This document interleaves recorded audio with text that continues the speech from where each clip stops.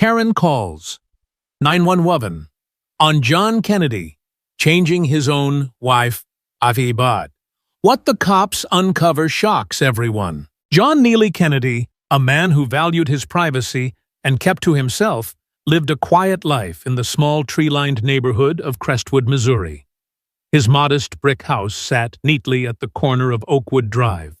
Its lawn meticulously trimmed, its shutters always closed. He wasn't one for small talk or block parties, preferring the hum of his home office to the chatter of neighbors. To most in Crestwood, John was a polite but distant figure, someone who waved from his porch but rarely lingered for conversation. That suited him just fine. His days were filled with work, the soft glow of his computer screen, and the occasional walk to clear his mind. But on this particular afternoon, a routine decision would thrust him into a storm he never saw coming, one that would unravel secrets far beyond his own doorstep. It started innocently enough. John had just finished a long morning of work, his eyes tired from staring at spreadsheets and emails. He leaned back in his chair, stretching his arms, and decided to take a break. As he streamed a podcast on his phone, he noticed the audio cutting in and out, the familiar buffering icon spinning endlessly. Frowning, he checked his internet speed. The numbers were abysmal, far slower than what his provider promised. At first, he chalked it up to a glitch, maybe a temporary outage. But the lag persisted, dragging down his video calls and making even simple web pages load at a crawl. John wasn't a tech wizard, but he knew enough to suspect something wasn't right. He opened his router's app on his phone, a sleek interface that listed all the devices connected to his Wi-Fi network. His phone, his laptop, his smart TV, they were all there as expected. But then he saw a device labeled Crestwood I01. The name sent a prickle down his spine. It wasn't random gibberish like the strings of numbers and letters you'd expect from a device's default settings. It was deliberate, almost as if someone wanted it to blend in with the neighborhood's vibe. John lived alone. He didn't share his Wi-Fi password with anyone, not even the occasional delivery driver or visiting colleague. So who or what was Crestwood I01? His first instinct was to assume it was a mistake, maybe a neighbor's device that had somehow latched onto his network. But the more he thought about it, the less that made sense. His Wi-Fi was password protected, and he'd changed it just a few months ago after moving in. He wasn't careless enough to leave it open. Leaning forward, he tapped through the app's settings, checking the connection logs. The mystery device had been active for days, maybe weeks, pulling data consistently.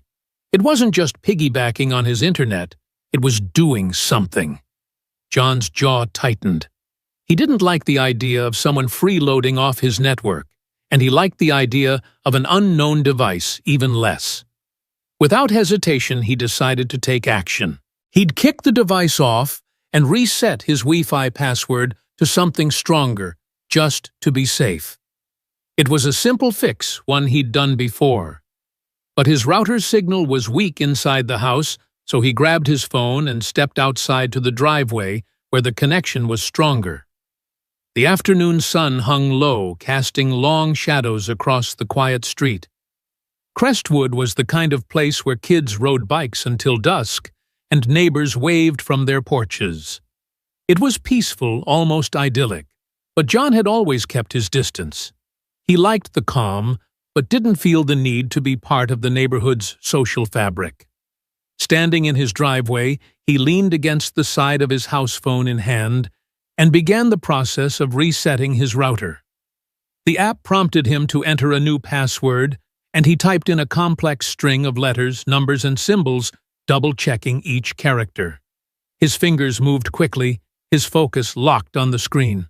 He didn't notice the curtains twitching across the street, where Susan Miller, a longtime resident of Crestwood, stood at her kitchen window watching him. Susan was the kind of neighbor who knew everyone's business, or thought she did. She prided herself on keeping an eye on the street, noting who came and went, who mowed their lawn too early, or whose dog barked too late. John, with his quiet demeanor and tendency to stay indoors, had always rubbed her the wrong way. He wasn't rude, but he wasn't friendly either. He didn't join the neighborhood watch group she'd helped organize, didn't show up to the annual barbecue, and barely acknowledged her when they passed on the sidewalk. To Susan, that kind of behavior was suspicious. Why was he so private? What was he hiding? And now here he was, standing in his driveway, staring intently at his phone, typing furiously. To her, it didn't look like someone checking email or scrolling through social media. It looked wrong. Her mind raced, conjuring scenarios she couldn't quite articulate. Was he hacking something, messing with the neighborhood's internet? She didn't know much about technology, but she'd seen enough news stories about cybercrime to feel uneasy. Her gut told her John was up to no good, and Susan trusted her gut. She grabbed her phone from the counter, her hands trembling slightly with a mix of indignation and fear. She dialed 911. Her voice low but urgent as she spoke to the dispatcher. "Yes, I need to report something suspicious," she said, peering out the window to make sure John was still there. "My neighbor. He's outside doing something with his phone. I don't know what it is, but it looks off. Can you send someone to check it out?" The dispatcher asked for details. John's name, what exactly he was doing, whether she'd seen anything illegal.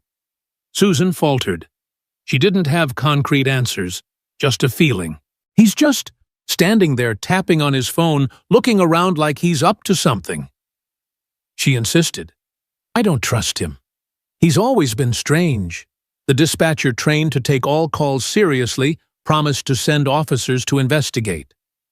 Susan hung up, her heart pounding. She felt a strange mix of satisfaction and anxiety. She was doing her part to keep the neighborhood safe, wasn't she? But deep down, a small voice wondered if she'd overreacted. Meanwhile, John was oblivious to the drama unfolding across the street. He'd just finished setting the new password and was waiting for the router to reboot.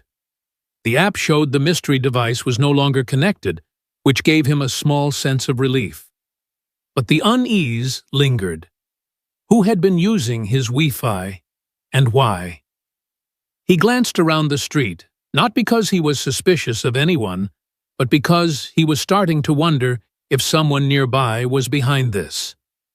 Crestwood was small, only a handful of houses on this block. If someone was tapping into his network, they had to be close. He shook his head, trying to push the thought away.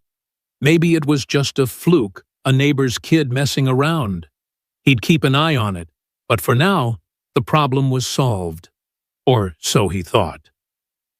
The sound of sirens broke the afternoon's quiet. At first, John barely noticed, assuming they were headed somewhere else. Crestwood wasn't exactly a hotbed of crime, but when he saw a police cruiser slow down and pull up in front of his house, his stomach dropped.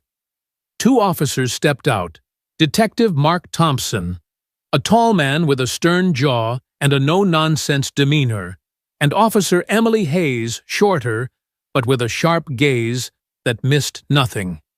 John stayed where he was, phone still in hand, as they approached. His car was in the driveway, his name on the mailbox. There was no mistaking this was his house. Yet here they were walking toward him like he was a suspect in some crime he hadn't committed. Sir Thompson called out, his voice calm but firm. "We got a call about some suspicious activity. Mind telling us what you're doing out here?" John's brow furrowed. Suspicious activity. He was standing in his own driveway, for God's sake. "I'm changing my Wi-Fi password," he said, his tone even, but laced with confusion. He held up his phone, the router app still open.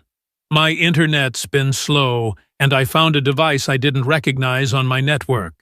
Thompson exchanged a glance with Hayes, who stepped closer, her hand resting casually near her belt. "You live here?" she asked, her eyes scanning him, John almost laughed at the absurdity of the question. "Yeah," he said, crossing his arms. "I've lived here for years. This is my house." He gestured toward the mailbox, where Kennedy was clearly printed. Before either officer could respond, a voice cut through the air. "He's up to something." Susan Miller stood on her porch, arms folded, her face a mix of defiance and certainty. "He's always out here messing with that phone, looking around like he's watching people. Now he's standing there for 10 minutes just typing away." John turned, his eyes narrowing as he saw Susan. He'd barely spoken to her in all the time he'd lived here, yet here she was accusing him of— "What exactly?" "I was on my router settings," he said flatly, addressing her directly. "Because someone I don't know has been using my Wi-Fi." Susan scoffed, unconvinced. "Oh, sure, that's what you say." Her tone dripped with skepticism, as if John's explanation was some elaborate cover story. Thompson held up a hand, his patience visibly thinning. "Ma'am, do you have any evidence Mr. Kennedy has done something illegal?" Susan hesitated, her confidence wavering. "Well, no," she admitted, "but it looks suspicious. I just think you should check." John clenched his jaw. He shouldn't have to prove his innocence in his own driveway, but he knew better than to escalate things. "Fine," he said, unlocking his phone and pulling up the router app. "Here, take a look." He handed the phone to Thompson, who leaned in, his eyes scanning the list of connected devices. John pointed to the screen. "That's the device I didn't recognize. Crestwood iZeus 1. It's not mine." Hayes stepped closer, her expression shifting from neutral to curious. "So you're saying someone's been using your Wi-Fi without permission?" John nodded. "That's exactly what I'm saying." Thompson's posture changed, his hand moving away from his belt. "Who owns that device?" he asked, his tone less accusatory now. John shook his head. "Not me. I live alone, and I don't share my password." Hayes glanced at Susan, who was still watching from her porch, her arms crossed tightly. "Ma'am," Hayes called out, "do you know anything about this device?" Susan blinked, caught off guard. "Me? No, I don't know anything about that." Her voice faltered, as if she suddenly realized the situation might be more complicated than she'd thought. John let out a slow breath, his frustration simmering. He hadn't asked for any of this: a nosy neighbor, a police visit, a mystery device on his network. But as he stood there, the officers studying his phone and Susan hovering on her porch, he felt the weight of something bigger. This wasn't just about a slow internet connection anymore. Someone had been on his network, and if they were bold enough to do that, what else were they capable of? The quiet afternoon in Crestwood was about to unravel, and John, whether he liked it or not, was at the center of it all. 2222. John Neely Kennedy stood in his driveway, the late afternoon sun casting a warm glow over Crestwood, Missouri, but the air felt heavy with tension. The police cruiser parked in front of his house hadn't moved, and Detective Mark Thompson was still holding John's phone, scrolling through the router app with a furrowed brow. Officer Emily Hayes stood nearby, her sharp eyes darting between John and Susan Miller, who lingered on her porch across the street, arms crossed and lips pursed. Susan's accusation that John was up to something suspicious had brought the officers here, but the discovery of an unknown device labeled Crestwood I01 on John's Wi-Fi network had shifted the mood.